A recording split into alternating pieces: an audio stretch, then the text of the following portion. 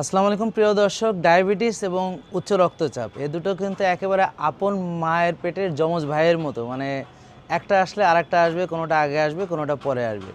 এবং মজার ব্যাপার হচ্ছে এই দুটো রোগ আসলে এই ইনসুলিন রেজিস্ট্যান্স থেকেই হয়। অর্থাৎ যদি রক্তনালীতে ব্লক হয় অথবা রক্তনালীতে চর্বি জমে যায়, তাহলে সেখান থেকে উচ্চ রক্তচাপ হয়। ইনসুলিন বেড়ে গেলে এবং চিনি বেড়ে গেলে এই ইনসুলিন অতিরিক্ত লবণ ধরে রাখে এবং অতিরিক্ত চিনি অতিরিক্ত লবণ ধরে রাখে এবং ব্লাডের ভলিউম বেড়ে যায়। টেনশনে আসলে ডায়াবেটিসও বাড়ে, উচ্চ রক্তচাপও বাড়ে।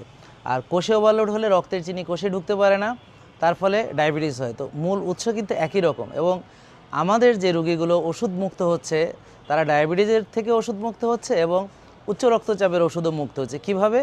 যেমন আমরা কোষ খালি করতে বলছি, ফ্যাট বার্ন করতে বলছি।